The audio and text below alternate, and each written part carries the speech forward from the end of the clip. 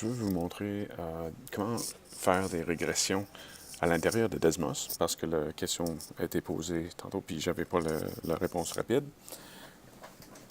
Alors voilà, on commence, on a besoin de donner des régressions. On peut faire des expériences, ou bien si on a déjà une table de valeurs, par exemple, d'une expérience ou des échantillonnages quelconques, on peut les utiliser directement ici.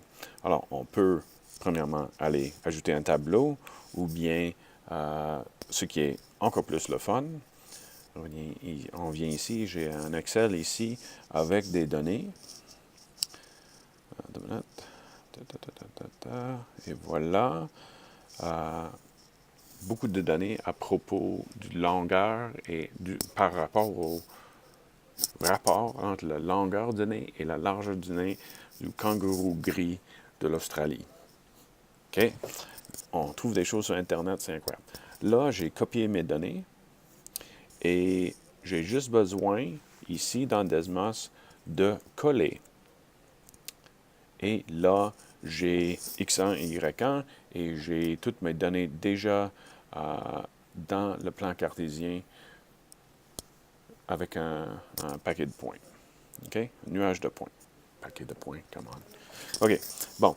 Là, j'ai mon nuage de points et là, je veux faire une régression linéaire là-dessus. Ça a l'air d'être linéaire. Ça, c'est quelque chose, par exemple, avec les régressions. Il faut savoir quel genre de régression que tu veux, que tu penses qui serait correct. Et pour ça, il faut quand même mettre les données en place. OK?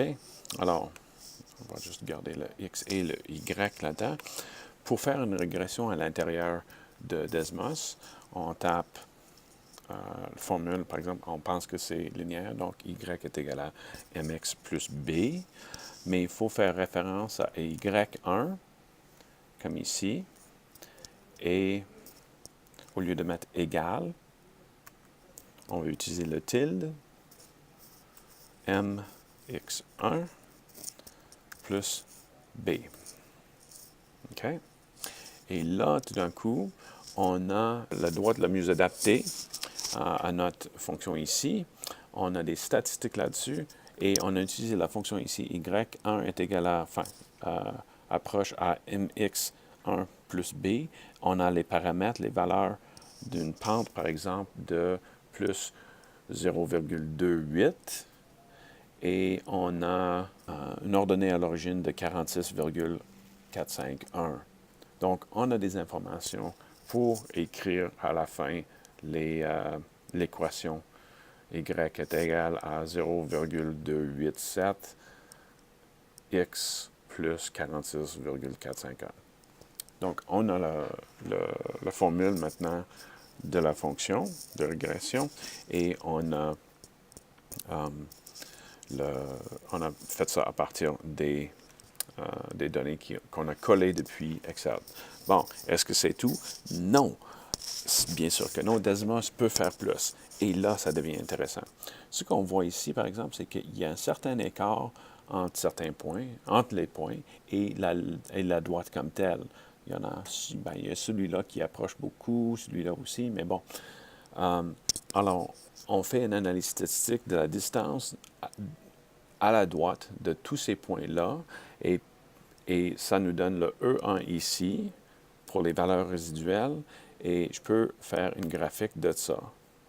Bon, maintenant, ces valeurs-là, le plus qu'ils approchent à une ligne droite ici, le mieux que c'est. Le mieux adapté est la courbe.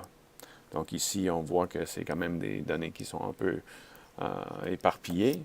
Donc, c'est pas parfait, mais c'est pas toujours linéaire, mais quand même. Bon, est-ce qu'il y en a plus? Oui, il y en a plus. Je reviens ici. Celui-là, je vais éteindre pour l'instant.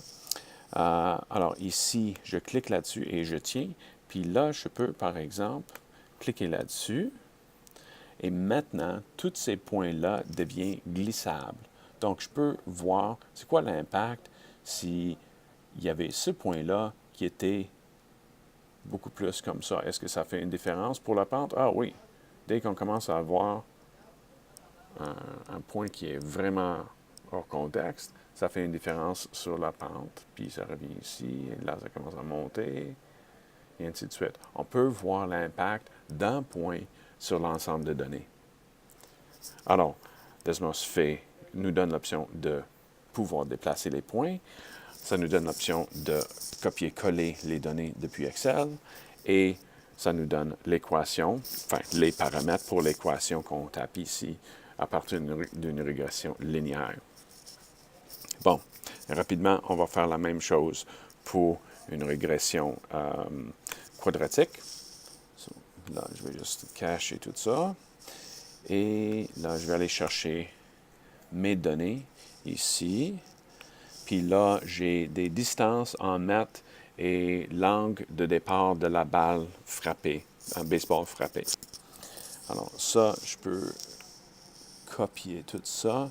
Chose à noter ici, j'ai dû convertir les virgules en points, car Desmos ne comprend pas les virgules comme décimales.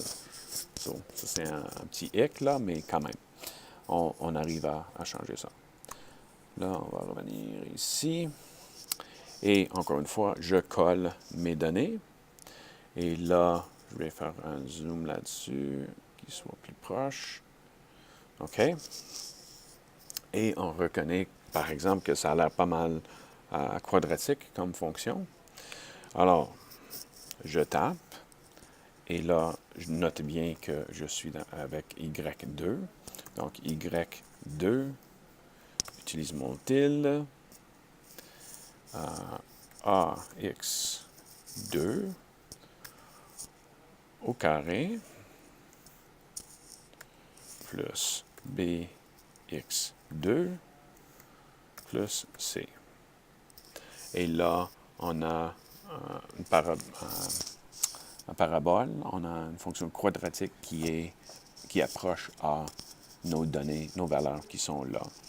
Et bien sûr, on a les paramètres A, B et C qui sont ici, les coefficients pour nos variables ici, A, B et C, qui nous permet d'écrire l'équation. Encore une fois, je peux revenir ici. Première chose, je peux voir c'est quoi la différence dans les valeurs résiduelles. Et là, c'est pas si mal que ça. Donc, ça commence à approcher la droite ici, linéaire comme ça.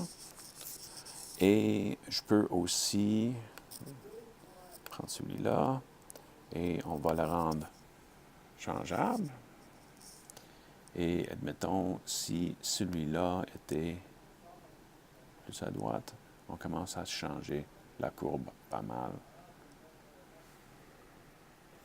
OK? Alors là, on peut voir l'impact d'un point de changement d'une valeur sur l'ensemble. Celui-là, on va revenir là-dessus. En fait, on a toujours le annulé qui est disponible ici. Voilà. OK. Et je peux reculer et voir mes données d'origine. C'est ça, les régressions. Je vous montre les régressions linéaires et quadratiques à l'intérieur de ça. Et ça, c'est la droite. Et voilà. Là, j'ai mes deux courbes, mes deux fonctions.